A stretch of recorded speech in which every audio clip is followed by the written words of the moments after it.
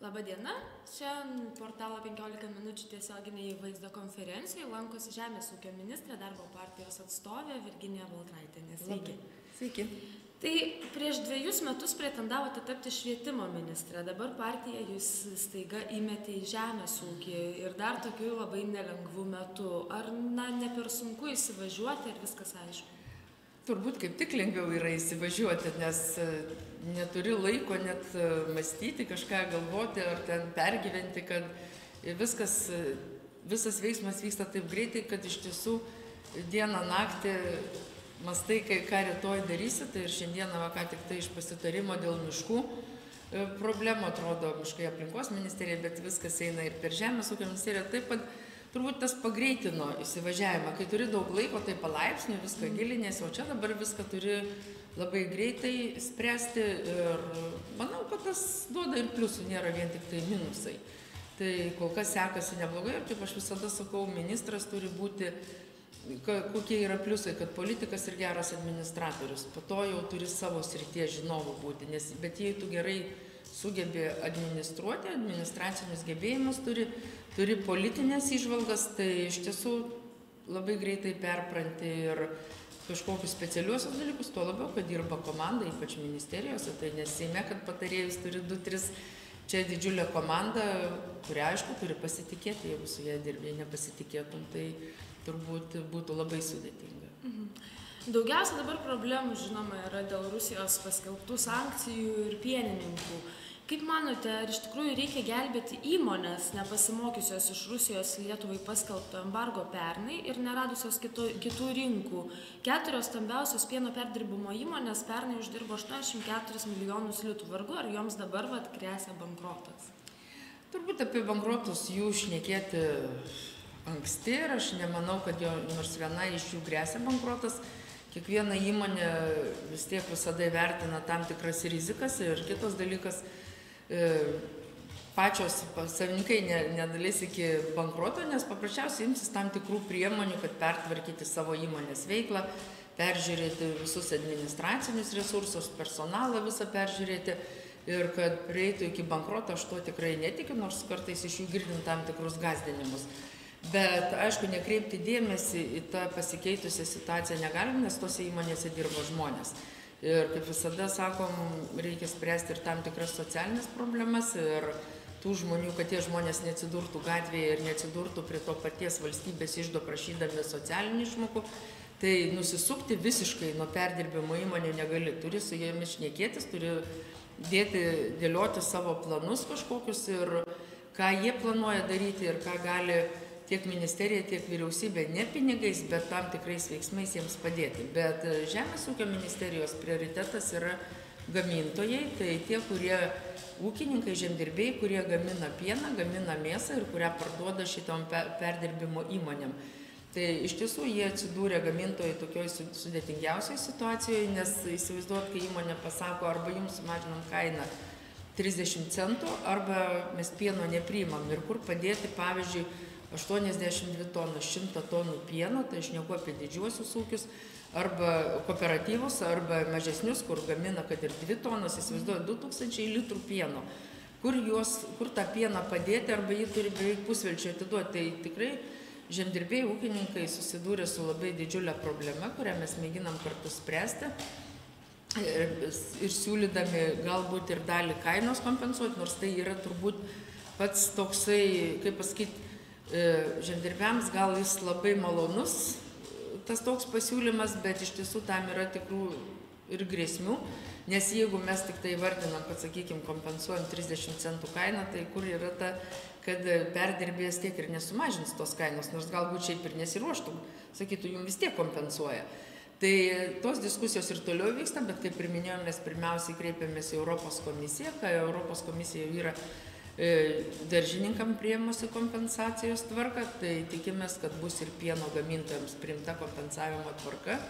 Ir rugsėjo 5 mano pačios prašymų yra šaukiama neeilinė Žemės ūkio ministrų taryba Briuselyje ir būtent tą dieną ir spręsim. Skambino mūsų Žemės ūkio komisaras iš Briuselio ir dar kartą diskutavom, kalbėjomės apie tą situaciją, apie tai, ką mes turėtumėm 5 dieną nuspręsti, kokius klausimus spręsti. Ir iš Briuselio rugsėjo 12 atvyksta į Lietuvą ir norės susitikti su mūsų tais socialiniais partneriais, tai yra su tomis asociacijomis, kurios jungia pieno gamintojus ir kurios jungia mėsos augintojus. Tai manom, kad iš mūsų tų žingsnių bus ir kažkoks rezultatas, kuris padės ir pieno ūkiams, ir mėsos ūkiams, kad kompensuoti tuos praradimus dėl Rusijos sankcijų.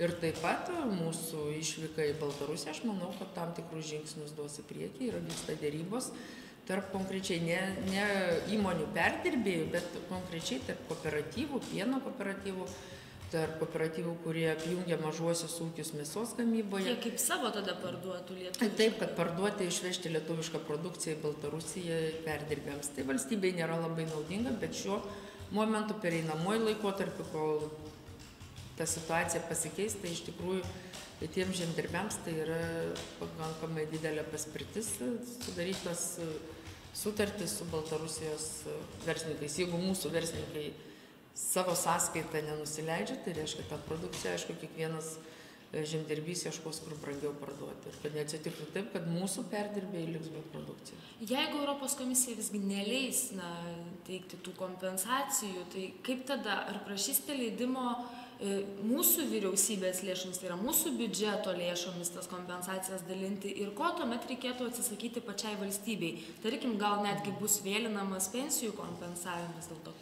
Manau, kad tikrai socialinių klausimų sprendimas nebus paukotas dėl žemės ūkio ir aš manau, tai būtų visiškai neteisinga, nes tai supriešintumėme savo žmonės, bet galima rasti ir kitų būdų ir tos nuostolius galbūt ne tiek, kad kainos kompensavim, bet matytumėm per laikotarpį, kokie nuostoliai susidarė, kad ta pagalba valstybės būtų teikiama žemdirbiams. Tai galbūt netiesiogiai per kainos kompensavimą, bet kažkokią dalį nuostolių padengti ir aš manau, kad valstybės biudžetas tam gali rasti pinigų ir jeigu tokia situacija susidarys, kad iš tiesų žemdirbiai pieno ūkiai, ypač pieno ūkiai patirs didžiulius nuostolius, kad nepradėtų skersti bandų, kad nepradėtų naikinti karvių bandų, nes karvę užauginti ir kuri duotų iš tikrųjų didelius primilžius po keliasdešimt litrų per dieną, kad galėtų primelžti.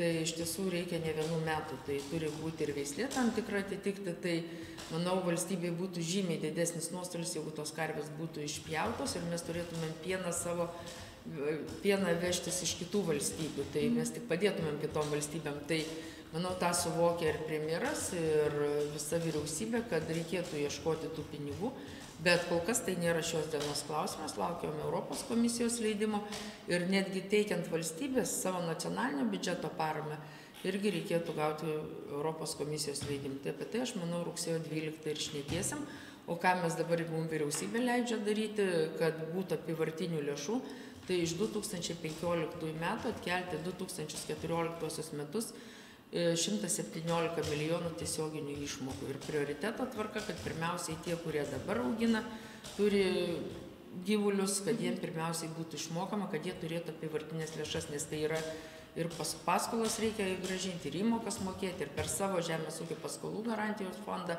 lygiai taip pat mes stengsimės padėti ir ypač tiems smulkiesiems pieno ir mėsos augintojams.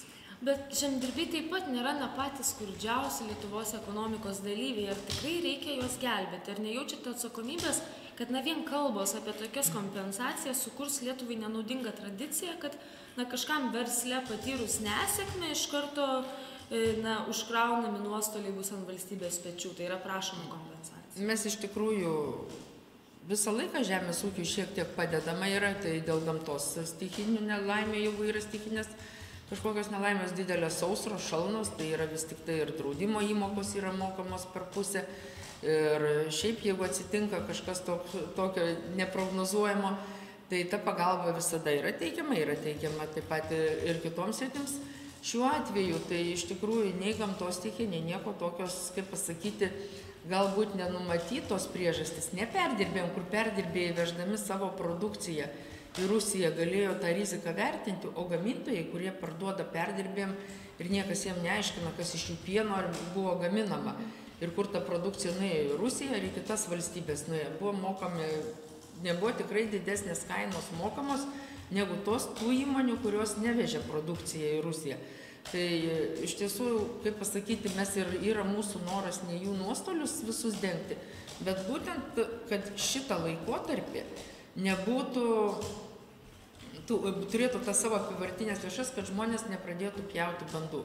Nes kaip minėjau, jeigu mes sunaikinsim gyvulius, o gyvulininkystė tampa kaip ir prioritetu šitos vyriausybės ir programoje numatyta, ne augalininkystė, o būtent žemdirbystė, neužmirštant aišku ir augalininkystės, ir įdėjus didžiulius pinigus sunaikinti ir vėl po to, kol atsigautų, reikėtų turbūt viso dešimtmečio, tai aš manau, turi visi žmonės irgi suprasti, kad šitas sritis yra pakankamai imli pinigams, bet ir laikui labai imli.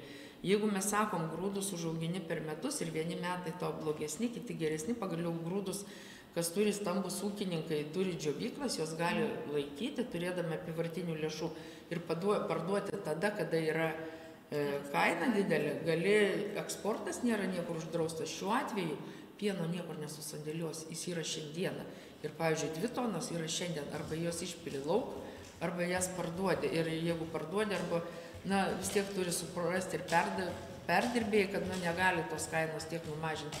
Štai ir vyksta tie pokalbiai kartu ir perdirbėjų, ir gamintojų, ir mes planuojam ketvirtadienį susodinti prie vieno stalo ir tie, kas gamina pieną ir mėsą, ir tie, kurie perdirba, kad iš tikrųjų jie vieni su kitais šnekėtųsi ne per ministeriją, ne per vyriausybę, o tiesiogiai bendrautų ir tą savo situaciją kiekvienas išdėstytų tokią, kokia yra, nes mes vieną informaciją girdime iš žemdirbių, kitą informaciją iš perdirbėjų girdim. Tai nežinau, ar mums pasiseks ketvirtadienį iš ryto juos susodinti prie vieno stalo ir vis tik tai kartu išeiti iš tos situacijos, o ne vien tik tikintis valstybės paramos. Ar nebuvo kalbėta apie tai, kad galbūt protingiau būtų teikti paskolas, o ne kompensacijas, kad žemdirbiai galėtų iš ateities pelnų paskui grąžinti valstybę? Taip, apie tai buvo kalbama ir mes pirmiausiai tą siūlom perdirbėjams, kad jie turėtų nesitikėti iš valstybės kažkokios paramos beprocentinės ar dar ką nors. Mes siūlom, kad imtų paskolas, 95% yra dengiamos jų palūkanos, yra siūloma tą per Invegą daryti verslo įmonėm, o patiems žemdirbiams lygiai taip pat per mūsų Žemės ūkio paskolų garantijų fondą, kad būtų duodamas, jie paskolas neišmusim, bet mes garantuotumėm jų paskolomis, jie imtų iš banko tom apyvartiniam lėšom. Ir ne tik palūkanas dengt, bet mes garantuotumėm už jų paskolas. Ir manau, kad tuo pasinaudos, skatinam žemdirbius tuom naudotis ir jeigu iš tikrųjų ta situacija yra tokia prasta ir šiandieną neturi apyvartinių lėšų iš savo kažkokio sukaupto pelno, nes gyvulininkystėje tas pelnas yra žymiai mažesnis ir kad jį uždirbti reikia žymiai ilgesnio laiko tarpo negu augalininkystėje, tai tas noras ir yra padėti gyvulininkam, kad tai yra darbas imlus labai laikui. Per metus tu neužauginsi nei veislinės karvės, kuri duotų labai daug pieno, nei veislinio gyvulio, vis tiek turi vėl veršelius, gali parduoti, jeigu mėsos norim geros, tai irgi tam yra tikras laikas. Kokybiškos, kurią būtų galima realizuoti Europos Sąjungoje arba trečiose valstybėse. Ar galvojate, kaip gelbėti tuos ūkininkus, kurie pasiėmė dabar Europos Sąjungos paramą, tačiau dėl sankcijų gyvena labai prastai ir netgi galvoja galbūt atsisakyti šito verslo, tačiau pagal sutartį to padaryti bent 5 metus negali? Taip, yra tas kreipimas, Žemės ūkio bendrovių asociacija kreipėsi, mes šitą nagrinėjame, nes iš tiesų mūsų tikslas yra, kad tie projektai būtų gyventinti gyvulininkystėje ir kad gyvulių sektorius plėstųsi, tai sunaikinti yra turbūt lengviausia ir atsisakyti. Žiūrėsim kitų kažkokių tai mechanizmų, kad vis tik tai neatsisakytų, išlaikytų. Ir aš manau, kad, aš bent viliuosi, kad tos sunkiausias tas laikotarpis bus iki naujų metų, o po to tai bus ir kitos rinkos pasiekiamos ir kitų būdų bus įteisintas ir galbūt galvijų skirdimas ir pagaliau ir mūsų perdirbėjai persiorientuos ir savo kitos produkcijos gamybą ir į kitų rinkų išvežimą. Tai kol kas mes žiūrim tą pirmą trumpalaikį laikotarpį iki naujų metų. O paskui, aišku, žiūrėsim, jeigu taip jau atsitiks kažkam, kad jis tuos 5 metus negali ir tam bus objektyvios priežastys, ne dėl pačio kažkokio apsileidimo arba nenoro auginti, bet iš tikrųjų objektyvios, tada vertinsim ir tą galimybę, kad leisti. Bet čia vėl reikės Europos komisijos leidimo, kad neišlaikyti 5 metų. Bet šiandieną taip kategoriškai pasakyti, kad visiems bus leidžiama, tikrai nėra. Kita vertus, niekada nei pieno, nei mėsos kainos Lietuvoje nepasiekė ES vidurkio, todėl darytina tokia prielaida, kad yra nuolatinis šių produktų perteklius. Galbūt ūkininkai deklaruojantis pievas dabar prievarta verčiami laikyti gyvulius, gal numatoma šitą prievolę nuimti, panaikinti? Na, nėra, jie ten būtinai prievarta, kad verčiami laikyti gyvulius, bet tai yra, kaip aš sakiau, prioritetas, jiem yra tam sudaromos sąlygos, kad tai yra didesnė ir parama, ir išmokos yra skaičiuojamos, kad iš tiesų pagaliau tie, kurie laiko gyvulius ir tie 500 hektarų nebėra riba, jiem yra dėl kiekvieno solidinio gyvulio yra didinama. Tai mes savo tų prioritetų, iš tikrųjų Žemės ūkio ministerija, tas, kas yra numatyta ir vyriausybės programoje, mes neatsisakom toliau plėsti vis tik tai gyvulininkystę, o dėl pienų kainų, tai aš manau, kad yra šiek tiek nesureguliuotas, bet taip yra ir Europos visojose valstybėse. Vis tik tai mūsų tiek išveža produkcijos pagamintos iš Lietuvos pieno 1400 tonų, tiek importuoja iš kitų valstybių. Mesgi mūsų perdirbėjai perka pieną ir iš Latvijos, ir iš tos pačios Vokietijos. Ir čia reikėtų turbūt ir perdirbėjams labiau persiorientuoti mūsų lietuvišką produkciją. Ir mes kol kas to mechanizmo nerandam, tos prievartos, kad pirmiausiai supirkit lietuvišką žaliavą. Kodėl jie nori to daryti? Yra turbūt daug tokių priežasčių. Gal viena ta, kad mūsų Lietuvos gamintojai nenori daryti ilgalaikių sutarčių, kas pavyzdžiui Latvijoje yra su stambiais ūkiais padaromas ilgalaikės sutartis. Ir ne apie visus šneku, bet apie kai kurios, nes tai tada jie būna pririšti prie tos ilgalaikės sutarties ir kaip žinom, kad ir visos pasaulio rinkoje ir Europos rinkoje kaina krenta, tada jis nebegali išeiti į kitą ar pagaliau išvežti tą pačią Latviją, kur galbūt brangiau superka. Tai to gal bijo mūsų Lietuvos gamintojų įsipareigojimo. Bet jeigu tas įsipareigojimas būtų, tai pavyzdžiui ir dabar, kur yra ilgalaikės sutartis ir buvo visų sutartis ir iki rugsėjo 1, tai bent galinis keičiasi laikotarpis, pieno kiekiai mažėja nuo rugsėjo 1. Tai daugiausiai tie perdirbėjai laikosi tų sutarčių ir nekeičia kainų. Ir mes matom tas pats ir Marijampolės pienas, kuris iki rugsėjo 1 kainos nekeičia. Yra sutartis, nesvarbu, jie ir su Rusija neturi, nuo rugsėjo 1 turbūt visur kainų pokyčiai bus ir planuojam susitikti ir pas premjerą, žiūrėti tiek dėl visos Europos rinkos ir pasaulio rinkos pieno, tiek dėl sankcijų uždėtų ta kaina turi keistis. Bet jeigu yra ilgalaikės sutartys, jas yra pakeisti žymiai sudėtingiau. Bet jeigu tų ilgalaikės sutarčių nėra ir tik tai tam tikram laikotarpį ir patys gamintojai mėgsta lakstyti nuo vieno perdirbėjo į kitą, tai aišku ir tie perdirbti, čia yra viena iš priežasčių.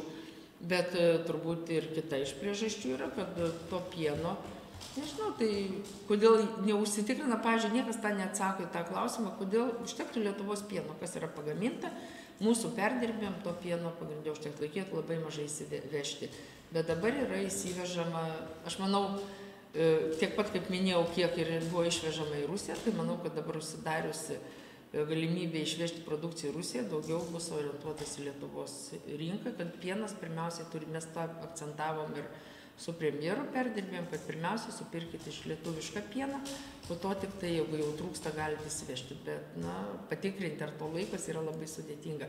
Kaip girdėjau, netgi tokius dalykus, kad mūsų, pavyzdžiui, pakraščiai, kur yra prie Latvijos, veža pieną, parduoda Latvijos įmonėm, o Latvijos įmonių gamintojai parduoda atgal į Lietuvą. Tai toks žaidimas yra tikrai negražus ir tikrai nedaro garbės mūsų įmonėm, kurios perdirba pieną. Galėtų tiesiogiai sutarti. Praeitą savaitę sutarėte, kad pieno kaina rugpjūtį gali mažėti 12%. Gal maždaug numatote, kiek jį galės dar mažėti rugsėjį? Noriu pasakyti, kad buvom sutarę, kad ta 12% mažėja, bet iš tikrųjų ne visi laikosi ir matyt tą kainą laiko tik didiesiems gamintojams, kurie gamina labai didelį kiekį pieno, kur mažesni gamintojai, tai tikrai yra kaina daugiau nukritusi. Ir kooperatyvai kai kuriem, tai ta prasme, kad ką gamintojai akcentuoja, tikrai ne visur laikos. Tai mėginsim dabar, kaip minėjau, ketvirtadienį susėsti. Ir aš pačių pieno gamintojų prašau, atsiųskit konkrečią sutartį, nes kai su perdirbėjai šneki, Tai jie sako, jūs čia gandais vadovaujatės, parodykit dokumentą, kuriame yra numatyta, kad iš tikrųjų mes sumažinom daugiau. Na, ir ne apie visas perdirbėjų įmonės galiu šnekėti, yra viena, dvi, kurios tikrai daugiau sumažino, jie aiškina, kad tik smulkesniem gamintojam, bet ketvirtadienį, manau, mes žinosim visą situaciją, o kiek keisis kaina rugsėjo mėnesį, ir galbūt dar per anksti kalbėti, reikia palaukti rugsėjo mėnesį, matysim, kokia yra situacija visoje pieno rinkoje pasaulyje ir Europoje, nes Rusijos sankcijosgi kirto ne tik tai Lietuvai, visai Europos Sąjungai ir ne tik tai Europos Sąjungai, tai Amerikai ir Australijai ir Norvegijai, kai kuriem produktam, tiem pačiai Suomijai, taip kad Suomija Europos Sąjungoje yra, tai ta prasme, kad situacija ne vien tik tai Lietuvoje, jinai yra kritinė, jinai yra visur, tik tiek, kad kitos valstybės mažiau eksportavo į Rusiją. Lietuvos pieno buvo eksportuojama daugiausiai, lyginant netgi su didžiosiamis Europos valstybėmis mes daugiausiai eksportavome. Tai kokia iš tikrųjų šiuo metu jūsų žiniomis yra ūkininkų padėtis, nes Rusijai paskelbus tas sankcijas, jie skundėsi, kad mėsos perdirbimo įmonės nesuperka jų gyvulių, krenta pieno supirkimo kainos, o dėl kiaulių maro yra išskirstos visos jų kiaulės. Tai iš tikrųjų tai blogai? Nu, kiaulės tikrai nėra išskirstos, kiaulės yra išskirstos pas pavienius gyventojus, neskaitant tos didelės Danijos įmonės, kur buvo židinyje iš tiesų. Mes dabar viską darom ir su Europos komisija dirbame, kad nebūtų visur įvardinama kaip ekstremali situacija visuose tuose rajonuose, bet reikia suvokti, kad tie gyventojai, kurie augina po 1, 2, 3 kiaulės, jie nesugeba užtikrinti biosaugos reikalavimų, turbūt kažkada pripresim, kas jau Latvijoje yra padaryta. Latvijoje yra siūloma visoje Latvijoje išskirsti pas gyventojus kiaulės, mes šito tokio drastiško tikrai sprendimo nesiūlom priimti, bet tuose rajonuose, kurie yra pakraščiuose jau su Latvija, šiaurinėje Lietuvos dalyje, tiek su Baltarusija visų ilgių, kur yra, tai iš tikrųjų šnekamės ir siūlom žmonėms, kad pereiti prie kito ūkininkavimo būdo.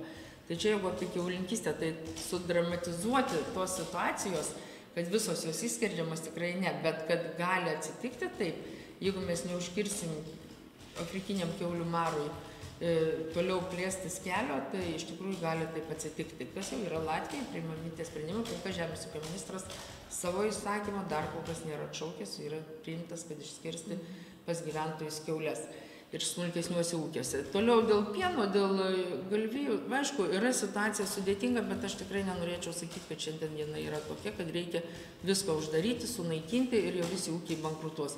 Mes, kai susitikę ir šnekam, išlaukiam 2-3 savaitės, pasižiūrėti, kaip mes galėsim padėti, turim turėti bent to laikotarpio, va dabar 3 savaičių turėsim tikrą tą situaciją, matysim, kaip paveikė ir mūsų pieno gamintojus, ir perdirbėjus, ir ar pajudės ar nepajudės mūsų pienas ir mėsa kaip žaliava į Baltarusiją, apie tai, kaip priminėjau, tos dėrybos vyksta. Ir tada galėsim spręsti, kiek mes galim padėti, nes, sakau, išskirsti, sunaikinti yra labai lengva, atstatyti labai sudėtinga ir tai valstybei, ne tik ūkininkui, bet pačiai valstybei kainuotų daug daugiau negu dabar padėti. Ir aš tikiuosi, kad vis tik tai vyriausybei mes sugebėsim įrodyti, kad tos pagalbos mūsų gamintojams prireiks, galbūt ne šiandieną, bet spalio mėnesį, rugsėjo, kad galėtumėm jiem padėti. Kartu su premjeru praeitą savaitę apkaltinote pieno perdirbimo įmonės sukčiaujant ir pasinaudojant sankcijomis, didinant nepagristai, mažinant tas pieno supirkimo kainas nepagristai. Paskui savo žodžius, trečiadienį po susitikimo lygtais kaip ir atsiėmėt. Ar atsiprašėte verslininkų ir kaip manot, kokią žalą jūsų žodžiai galėjo jiems padaryti? Nei vieną kartą nepasakiau ir neapkaltinau jų sukčiavimu. Ir savo žodžių neatsijėmiau, ir nuostolį jie patiria ir aš manau, kad tą nuostolį jie paskaičiavo, kad kiekvieną mėnesį su tuom, ką neišveža į Rusiją, tas ir yra teisingas jų nuostolis. Manęs tikrai šitas neišėjo, kad 20 milijonų 4 įmonės patiria, bet aš kaip ir sakau, kad tarėmės kartu su perdirbėjais ir jų pati prašiau, kad nemažinkit kainų ir mes kai susitikom ir tada sakau, kad negražiai elgėtės, pažadėjo nemažinti taip drastiškai. Tada jau buvo tas ir paskaičiavimas, kad nedaugiau kaip 12%, jie ima vidurkį ir pateikė, kad mažiesiam gamintojam jie daugiau yra sumažinę, didiesiam gamintojam mažiau. ir šį ketvirtadienį matysim tuos rezultatus, kokios iš tikrųjų yra tos supirkimo kainos. Bet noriu dar kartą pabrėžti, aš tikrai neturiu už ką jų atsiprašyti, nes aš jų nei karto nei apkaltinau, nei jų išteisinau. Aš tik tai ir dabar galiu viešai pasakyti, taip, turėjo žinoti riziką, vieną kartą jau buvom pasimokę, buvo jau uždrausta ir nenoriu minėti vienos perdirbimo įmonės, kuri beveik kai kurių savo produktų 70% vis tik tai eksportavo į Rusiją. Tai aišku, jai smūgis yra didžiausias, labiausiai sumažino kainas gamintojams, supirkimo kainas labiausiai sumažino. Mes su šitą įmonę dirbam ir atskirai, tai turėjo įvertinti tą savo riziką ir kur dabar turi dėti tą pieną, nes jai bus sunkiausiai. Kitos įmonės ne tiek daug eksportavo, taip buvo ir 10, ir 15, ir 30%, bet tik viena įmonė labai didelį eksportą. Ir jeigu noriu pasakyti, jeigu visoje Europoje į Rusiją pieno produktų buvo eksportuojama 8%, vidurkis visos Europos, tai Lietuvos yra 30 vidurkis. Tai įsivaizduojat, kokia yra didelė dalis eksporto ir suprasdami, kad ir žmonės dirba šitose įmonėse ir kad verslas nenueitų perdirbėjai lengviausių kelių, sakydami, pieno kainą sumažinam supirkimo, darbuotojus atleidžiam ir mes savo įmonę dirbam su pelnu toliau pasilikę tik tas rinkas, tai iš tikrųjų dėl to pokalbiai ir vyksta su jais. Bet tą, ką jie pateikė, aš tikrai niekada nepasakiau ir manau, kad jie labai teisingai pateikė tą 20 milijonų, kokie jie nuostolį patiria, dėl to, kad jau įvertinė ir savo, ką įdeda, šiaip jų didesni nuostoliai, bet įvertinė, ką savo įdeda, kad įvertinė tai, kad netgi ir kainas kai kurias sumažino supirkimo 20 milijonų, tas yra, bet jie mes nesiruošiam kol kas dengti, mes siūlom imti paskolas, dengti palūkanas ir išeiti iš tos krizės su paskolomis ir paskui atsistatyti. O gamintojams jau mes siūlom kitokią paramą. Sakote, kad tie verslininkai, kurie buvo praeitą savaitę vyriausybėje ir sutiko mažinti kainas nedaugiau negu 12%, ne visi laikosi to susitarimo. Ar jiems gresia kažkokios nuobaudos už tą nesilaikymą? Nuobaudų jokių mes neturim teisės taikyti, tai yra laisva rinka ir nėra kaina reguliuojama valstybės, mes galime tik sėsti ir šnekėti. Yra kiti mechanizmai, mes tą ir sakėm, kad vis tik tai yra gautos, visi gavo paramą per Europos Sąjungos, per fondus, visus per kaimo plėtros programas ir artėja naujas laikotarpis ir matysim, jeigu tos įmonės nesąžiningai dirba, tai paprasčiausiai nebus tokio ir šaukimo, kur galėtų pasinaudoti. Vis tik tai verslo įmonėm yra numatyta, kad inovacijom, atnaujinimui visam yra pinigai numatyti ir jeigu įmonės nesilaiko ir nesupranta, kad dirbdami Lietuvoje turi vis tik tai ir palaikyti ir Lietuvos gamintojus ir suvokdami, kad ta situacija yra visiems nenaudinga, kad į Rusiją negalėjom išvežti tiek ir pačiai valstybei, mokesčiai valstybės biudžetą, tiek ir gamintojai, kurie jų supirkimo kainos labai mažėja, tiek ir pačiam verslui situacija yra sudėtinga ir aš kaip nekartą minėjau, kad jeigu kartu sprendimus ieškosim, tai mes juos rasim. Jeigu kiekvienas žiūrės kaip tik tai savo tą maišelį labiau užviršti ir kad tik nedaug dievė, kad nepatuštėtų pelno sąskaita, bet o netgi papilnėtų ir pasinaudoti, su tokiom įmonėm irgi bus kalbama atitinkamai, nes mechanizmų tam tikrų Žemės ūkio ministerija turi. Kaip verslininkai žiūri į intervencinius pirkimus? Jiems ko gero tektų produktus parduoti pigiau negu rinkoje.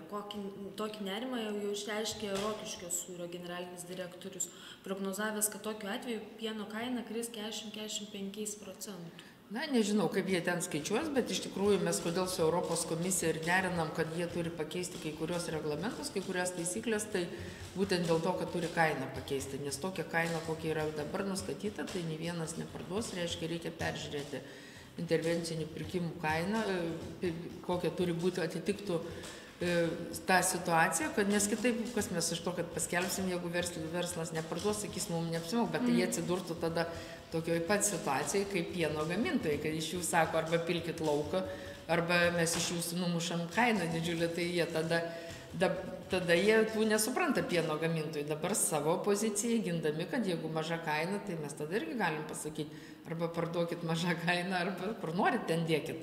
Tai, bet iš tikrųjų vyksta dėrybos su Europos komisija, kad peržiūrėti ir, kaip ir minėjau, rugsėjo 5 Žemės ūkio ministrų taryba rugpjūčio 30 vyksta vadovų taryba ir mes šiandieną atiduosim ir prezidentūrai susitikime su prezidente, kadangi yra darbiniai pietus, irgi prašysim, kad šito klausimu šnekėtų irgi vadovų taryboje dėl tų intervencinių pirkimų, dėl iš krizės fondo, kad būtų skirta pinigų ir Europos krizės fondo, kur yra, kad vis tik tai Lietuvai atitektų irgi tam tikra dalis, nes mes ne tiek daržininkai nukentėjo, jeigu jie žiūri visų Europos mastų, kiek mums yra nuostolis pieno sektoriuje. Vis dėlto, jeigu tie intervenciniai pirkimai būtų vykdomi ir supirktume, kaip suprantu, ilgiau stovinčius, ilgiau galiojimo produktus, kur Lietuva juos dėtų? Ar grįžtų ta tarpukario tradicija valdininkams pirkti po Ne, tai pirmiausia, mes juos laikytumėm, tai yra laikotarpis, kai juos laikai ir tada, kai parduodė, mes tos pinigus turėtumėm atiduoti vėl Europos komisijai, tai yra toks kaip skolinimas intervenciniams pirkimams, aišku, žiūrėtumėm, kur juos galėtumėm realizuoti ir esant palankiai situacijai ir kainai, kad nebūtų nuostolis ir valstybei, kad nupirktumėm brangiai ir parduotumėm pigiai. Kol kas to, kad pirkti privalomai visi turi, ne, mes esame Europos Sąjungoje, teisės aktai tokie yra, kad mes negalim, bet aš kaip visada sakau, kad iš tikrųjų kiekvienas mes turėtumėm jausti pareigą pirkti lietuvišką prekę ir dabar parduotuvėje. Ne vien tik tai, ir ypač tie, kurie gali savo tą leisti, aš ne apie skurdžiausiai gyvenančių žmonės kalbu, kad, ir aš manau, kad daugelis ir perka, ir tą patį mes kalbame ir apie mokyklas, yra pienas vaikams. Mes Europos komisijos prašom, kad padidintų mums sumą, iš kurios būtų leidžiam, nes iš Europos Sąjungos skirtų lėšų vykdomi šitie projektai, vaisiai daržovės mokykloms, pienas vaikams, kad padidintų skiriamą sumą ir kad mes galėtume padidinti kiekį mokyklas perkamo pieno. Nes čia iš tikrųjų daugiausiai yra perkama lietuviška produkcija, ne pats tik tai pienas, bet ir kefyras, ir jogurtai, ir varškė, kad viską galėtume. Ir mes šnekame apie tai, yra rekomendacijos viešųjų pirkimų, kad irgi pasižiūrėti į lietuvišką produkciją, kad atskirom dalim pirkimai būtų ne vienas pirkimas didelis, o atskirom, kad mes iš savo žemės ūkio produkcijos gamintojų galėtumėm supirkti lietuvišką produkciją, nes maitinimas mokyklose prasideda, socialinės įstaigose, ligoninėse, tose pačiose kalėjimuose, visurgi vyksta pirkimai, pagaliau vyksta pirkimai, kuriuos vykdo irgi iš Europos Sąjungos skirtų lėšų socialinės apsaugos ir darbo ministerija per Žemės ūkio ministerijos rinkos reguliavimo agentūrą, tai skurdžiausiai gyvenantiems žmonėms, kur yra perkami ir visokios košės ilgiau laikomos. Ar jums žinoma, kad ten kur nors laimėtų ne Lietuvos gamintojai, tai yra, tarkim, perkamas būtų lenkiškas kažkoks? Yra skundų, dabar mes nagrinėjom žiūrim, bet specifikacijos pateikė socialinės apsaugos ir darbo ministerija, mes negalim keisti kokius produktus, tai susitiksim, pasižiūrėsim, ar galim, konkursas yra pradėtas vykdyti, kadangi pinigų suma yra didelė, tai vyksta tarptautinis.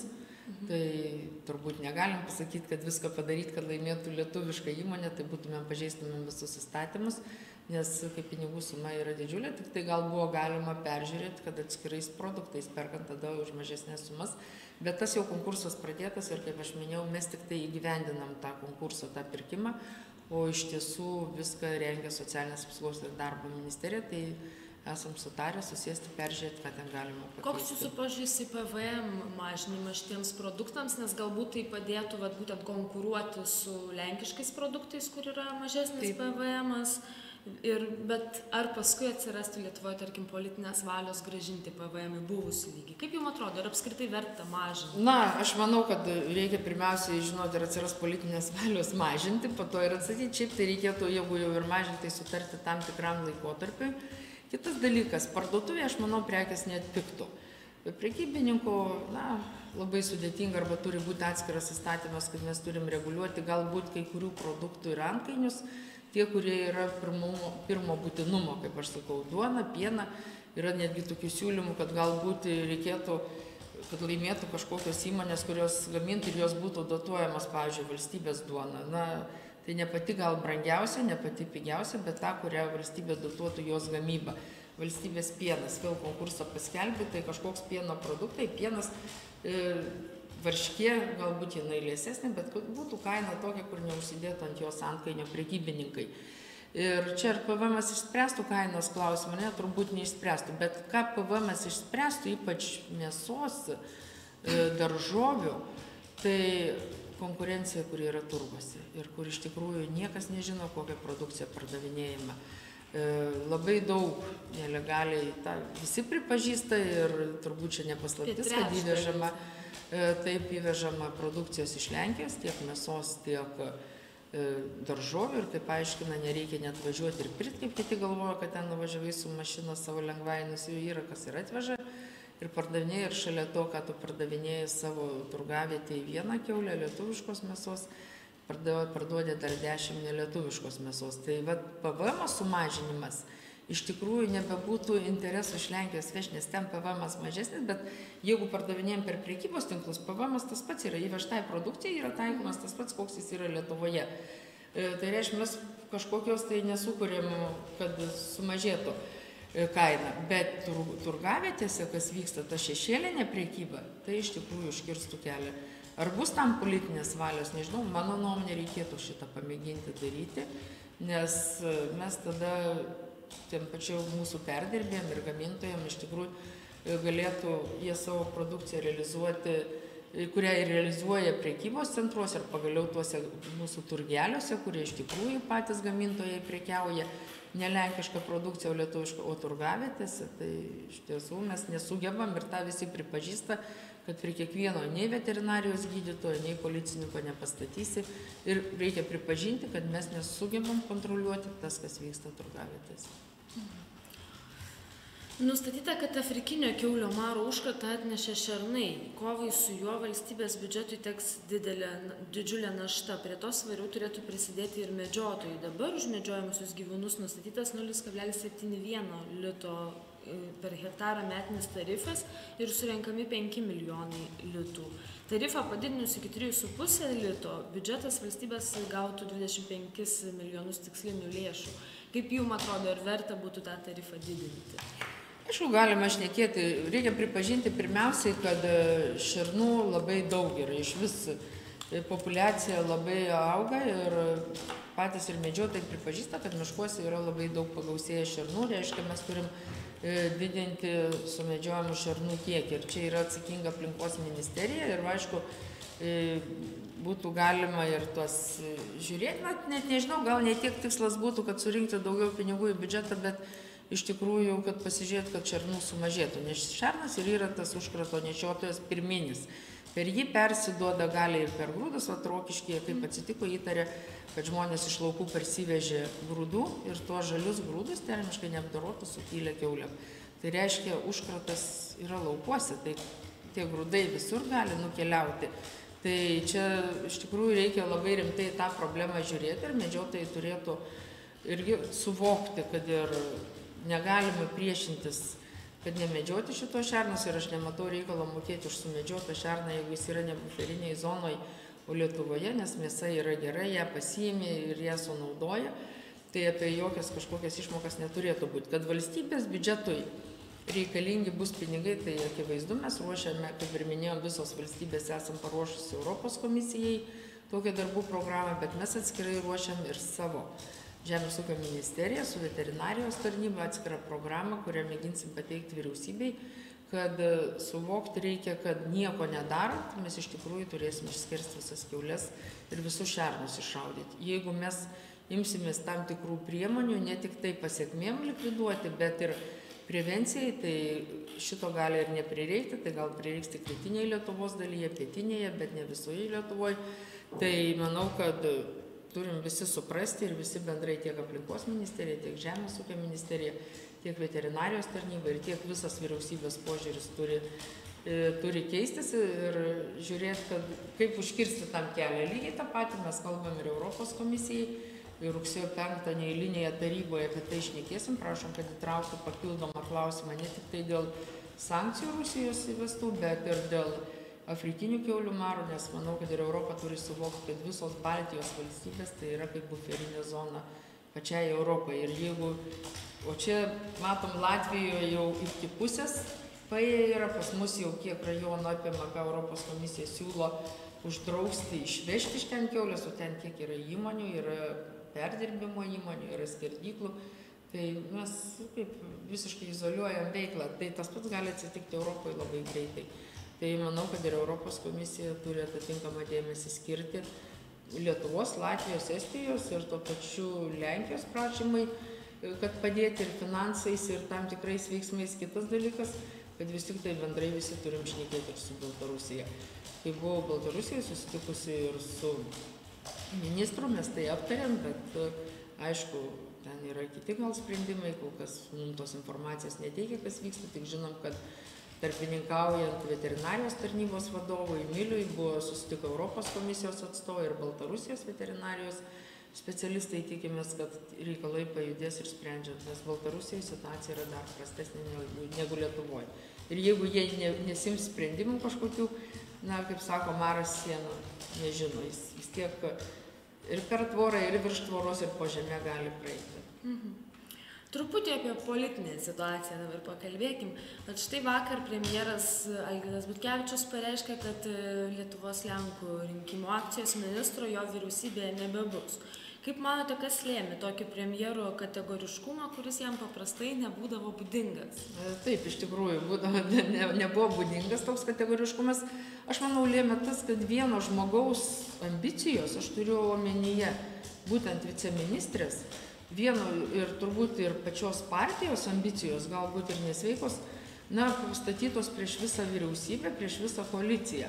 Tai aš manau, turbūt tai ir nulėmė, ir jeigu mes visi politiniai taryboje buvom nusprendę, kad visi ministrai savo norų parašo prašymus ir atsistatydina, ir po to tie nauji, tie patys ministrai sprendžia ir derina su premjeru, buvo tas viskas sutarta, tai kodėl vienam galima daryti išimtį ir, kaip pasakyti, ir premjero kaip vadovo vyriausybės, kaip jam jaustis, kai buvo sutarta visi ir pagaliau ir visai koalicijai, kaip jaustis, kad vienas nevykdo ir viena partija, viena koalicijos partnerė kitaip sprendžia šitos klausimus. Tai turbūt tada galėjom visi tam tikrą pozą atsistoti ir visą koaliciją suardyti ir būtų griūtis vyriausybės. Jeigu mes galvojam apie valstybės ateitį, apie tolesnius veiksmus, kurie yra pradėti, apie vyriausybės programos įgyvendinimą ir esam visi koalicijoje, tai gal jeigu priėmėm sprendimus, tai juos turim ir įgyvendinti. Aš manau, tas ir nulėmė. Ir tai jau ne tik tai kaip tik premjero, aš manau, kaip ir žmogaus tam tikros kaip pasakyti, tokios nuostatos pažeistos buvo, tai turbūt taip prieš tai ir buvo pasisakyta vakar. Daug kas dabar spėlioja, kuo Lietuvos ir Lenkų rinkimų akcijos vadovybei taip nusipelnė Renata Citacka, kad dėl jos jie buvo pasiryžę viskam. Gal jūs žinote, kuo ji tokia svarbi? Tikrai nežinau, niekada neteko asmeniškai bendrauti, aš matau tik tai iš viešosios erdvės jie, tai tikrai negalėčiau pasakyti. Aš daugiau čia tokias nesveikas ambicijas matau, kad galbūt kažkam parodyti, negu kad, nežinau, nemanau, kad ten kažkokie didžiuliai nuopelnai yra, o tik paprasčiausiai buvo gal noras parodyti, kokie mes galingi ir kaip mes galim neklausyti ir nedaryti tą, ką koalicija nusprendė. Šiuo atveju matos, kad viskas atsisuko prieš pačią Lenkų rinkimų akciją, toliau žiūrėsim, kaip spręs šiandien politinė taryba, kokius priims sprendimus. Kaip jums atrodo, ką Lenkai galėjo bandyti išlošti manevru, kai pareiškė vėl siūlysiantis Neverovičių atgal į pareigas energetikos ministro? Aš manau, kad jie nesitikėjo, aš galiu tik spėlioti, aš manau, kad nesitikėjo, kad premjeras atstatydins ministrą. Turbūt tikėjosi, kad bus padarytos tam tikros nuolaidos ir paprasčiausiai bus užmiršta, kai atstatydino ministrą, kuris iš tikrųjų, manau, buvo labai kompetentingas ir labai tiko šitam postui. Turbūt tada gal kažkiek ir išsigando, nes aš abejoju, ar turi kitą tokios kompetencijos žmogų. Tai ir pasakė, kad siūlys tą patį, nes manau, kad suprato, kad ir vyriausybėje ministras tiko kaip specialistas. Ir turbūt nesitikėjo, kad premjeras pasiūlys išeiti iš koalicijos irgi, tai manau, jam buvo netikėta. Jūsų pačių partija irgi turėjo tokių skandaliukų dėl viceministrų, atsimenant Mantvydo Bekešiaus istoriją, tą pačią Pinskuvienę. Ar pasimokėt ir dabar, jeigu premjeras pasakys, kad nenori, tai ir neteiksite? Ne, aš nemanau, kad premjeras turi pasakyti nenori, tai turi, kaip aš sakau, visa politika yra dėrybų menas ir susitarimų menas. Ir visada galima be jokių ambicijų didelių, be savo kažkokių vidinių, bet žiūrint, kas yra naudinga, galima susitarti ir aš manau, kiekvienas ministras turi teisę pasirinkti tuos žmonės, pirmiausiai tam turi pritarti partija ir po to derinti su premjeru. Ir buvo premjero vienintelis reikalavimas, kad tai būtų žmonės nieko nepažeidžiami, nebūtų jokių skandalų su jais. Ir turbūt taip ir įvyko, jau Žemės ūkio ministerijoje dirba viceministras, apie kurį niekas ir neraš, nes jeigu būtų turbūt nors kažkokia dėmelė, tai visa spauda pirmiausiai kalbėtų apie tai, kas pradėjo dirbti. O kai ateina kompetentingas specialistas, tai buvo suderinta ir su premjeru, buvo informuota ir partijos vadovybė, ir kaip priėmė, o dar vienas yra laisvas, jeigu šnekant apie mūsų. Tai, ta prasme, tas skandalas gal ir su tom pažymom buvo ir išpūstas, bet įvyko taip, iš tikrųjų, aš manau, žmogui ateiti vėl dirbti būtų labai sudėtinga, nes visą laiką turėtum, aš visiškai nekvestionuodama ir manau, kad ten tie žmonės nieko nenusikalto, jeigu būtų kažkuom nusikaltę, būtų pradėtas ir iki teisminiai tyrimai, reiškia, tokių nusižengimų kažkokių nėra, jeigu aš nieko apie tiek Živilę Pinskuvienę, bet reikia suvokti tai, kad yra pakankamai sudėtinga paskui dirbti toj viešojai erdvėje. Tai ir buvo tokie sprendimai priimti, kad gal tų žmonių nereikia, o be Kešiaus, tai aš nežinau, kodėl nepriėmė tada ministras, o dabar priima. Tai čia gal irgi buvo kažkoks kaip asmeninis užsispyrimas ir tada buvo sutarta, kad Žemės ūkio ministerijoje yra 3 žemės ūkio viceministrai, o neturim užsienio reikalų.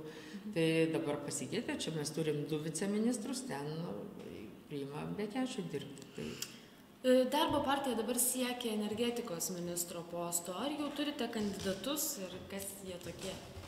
Kandidatai nėra svarstyti. Iš tikrųjų, mes manom, kad tada, kai buvo sudaryta koalicija su Lenkų rinkimų akcija, mes atidavėm vieną ministeriją. Dabar, jeigu šiandien politinė taryba taip nuspręs, kad koalicija keičiasi, tai aišku, mes pretenduojame į šitą postą. Kol kas nesprendėm, kas ministras turėtų būti, bet aš manau, kad mes turime tiek ir politikoje patyrusi, tiek ir administracijos darbe patyrusių žmonių, kuriuos galim laisvai siūlyti ir, manau, tiktų visiems, ir premjerui, ir prezidentai.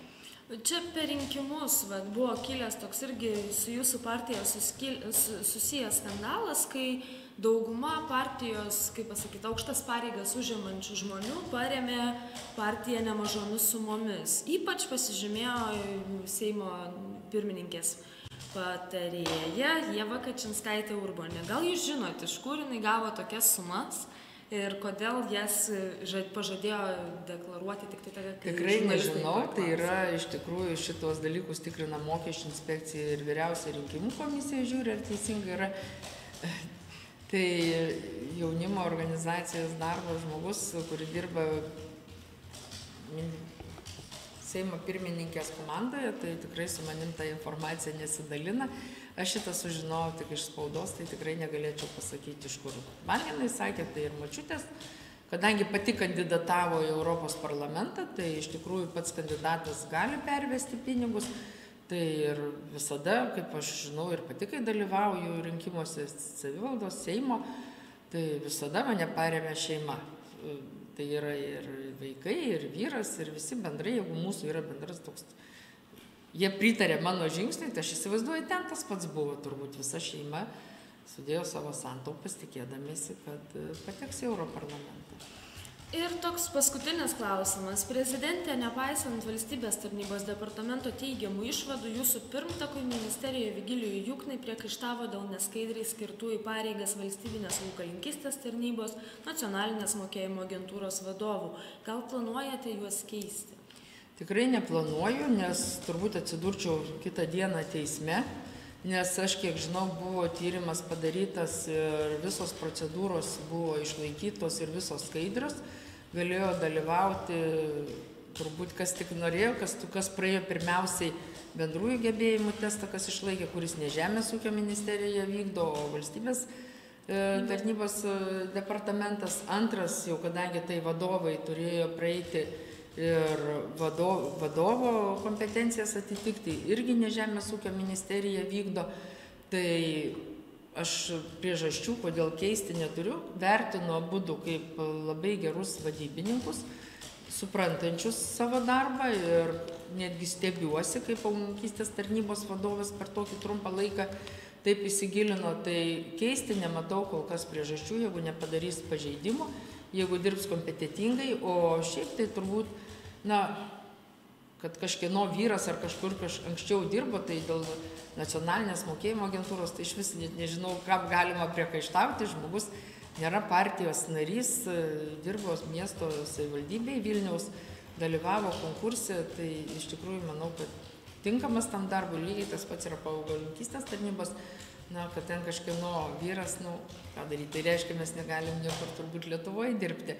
O jeigu išvažiuotum užsienį, sakytum, kad vėl ne patriotas, nemyli Lietuvos, dirbi kitur. Taip kad pagrindo juridinio neturiu jokio keisti šitos vadovus. Supratau. Ačiū Jums labai, kad atėjote čia, kad radot laiko ir sėkmės darbuose. Ačiū. Sėkmės Jums. Viso geriausio.